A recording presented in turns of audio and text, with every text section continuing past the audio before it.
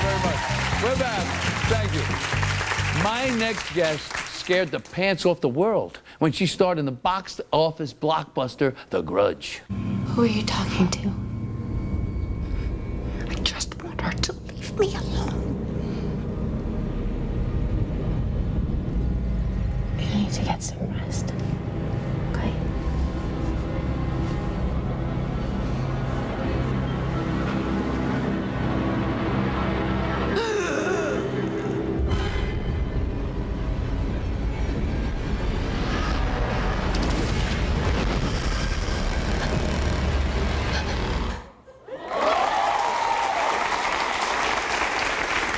Just the music scares me. Please welcome Sarah Michelle Gellar.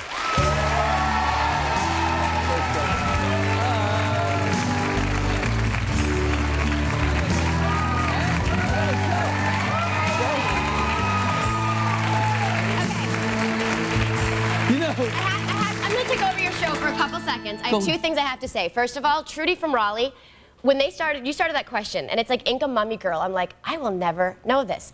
I got so excited that I knew it was Ampata. Trudy, when you said it was Ampata, I was like, there's no way. Nobody knows that. What, are you kidding me? That's an expert. And there's a second thing I need to say.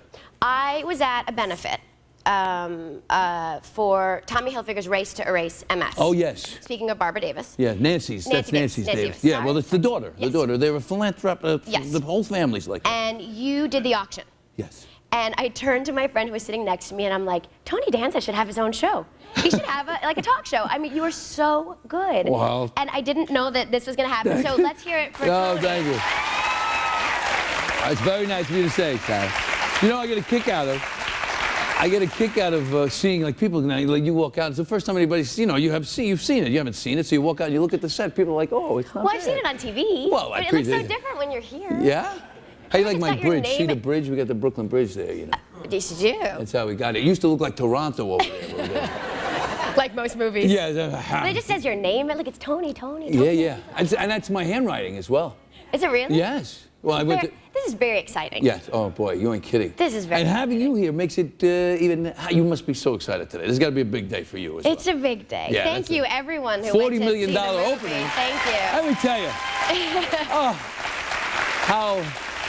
How I have dreamed of a $40 million opening.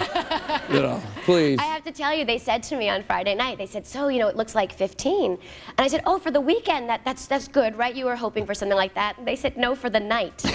I'm telling you, I almost fell over. You have comfortable chairs. Yes, that's Well, I mean, I'm sure you guys have sat in talk shows often, and you never know how to sit. You're always it's kind of, yeah. and you know what's funny is after you're here a while, it becomes like your living room. It really Maybe I'll does. stay. I mean, there's a lot of, you're welcome to stay. Thank you. You know, there's a lot of people here, but other than that, I don't know about your living room. I usually have 146 people in my I got a little story. My wife and my daughter were trick-or-treating. You know, in L.A., you don't just go trick-or-treating in any neighborhood. You got to find the right neighborhood, you know. And Sarah lives in the right neighborhood, so they would trick-or-treating. Emmy was an angel, and she rang the bell, and she answers the door with a bowl of candy. And I take Halloween very seriously.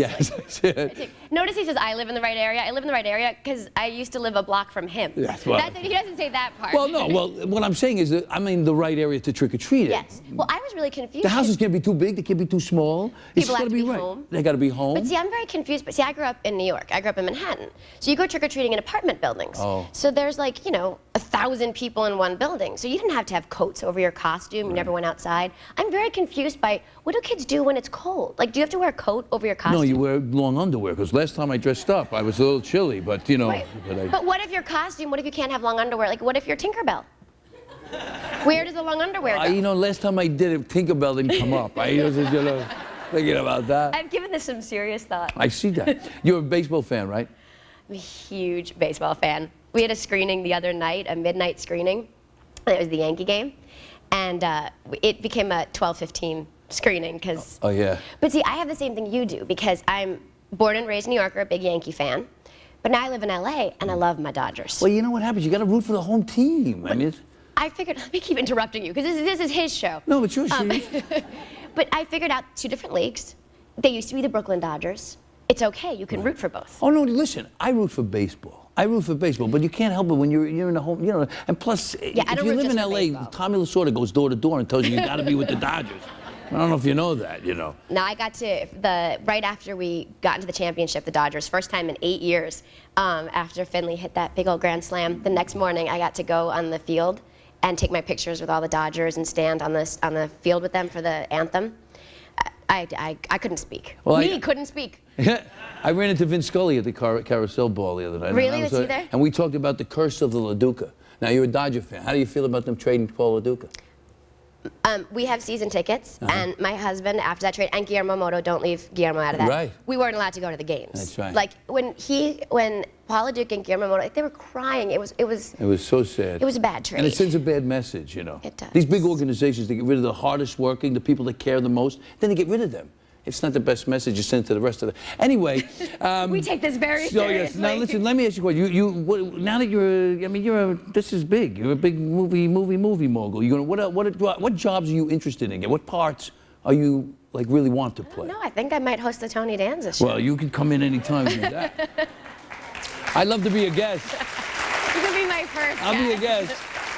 I understand, really, no, I understand you're interested in being James Bond. I mean, a James Bond-like character. Well, I just, they say Pierce Brosnan might, not do it anymore, and I don't understand why it can't be a female, right? It could be a female, sure. I think it'll be a female for sure.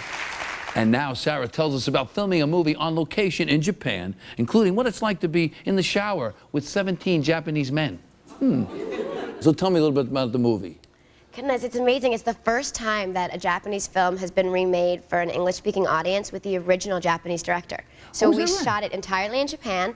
Japanese was the language spoken on set. Arigatou gozaimashita. Don't touch mustache. Yeah. Don't touch my mustache, also, often known as. It was amazing. Tokyo was just...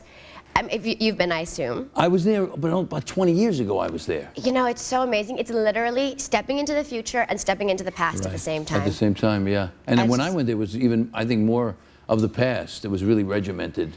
There are places where it still is, and I just love that they have so much tradition. And, I love learning about, I love Japan. You liked it, yeah. Jason, who was here last week, used to joke that they revoked our visas, that they eventually just kicked us out of the country. Like, you guys need to go back to America now. Did you bring home any samurai swords? I did, but it is a complicated process. My husband told me if I didn't come home with one, not to come home. And I was like, oh, I better get a samurai sword.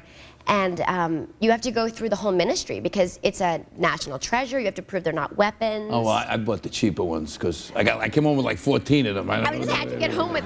I had this vision of me like Uma Thurman and Kill Bill with a sword next to me on the airplane. Yeah. It didn't work out that way. No. Oh, well. No. Now, so you have this scene in the movie that everybody's talking about, the shower scene. Really? People are talking about the shower scene? Yes, I've heard. Weird. This is what I've heard. And, of course, it calls back to Janet Leigh and Psycho. And so now when you take showers, do you think about that? I mean... Well, there's no longer 17 Japanese men in the shower with me. No, that's true, yeah. So that's a little different. That's a little different. It was awkward. It was awkward.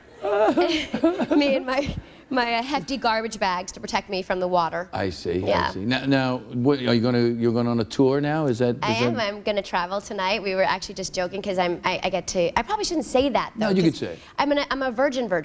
What do you mean by that? Virgin airline virgin. I get it. Everyone says it's so good. I'm very excited. It scared me at first. I just no. Can you say that on live television? Yeah, I guess you can. It's live.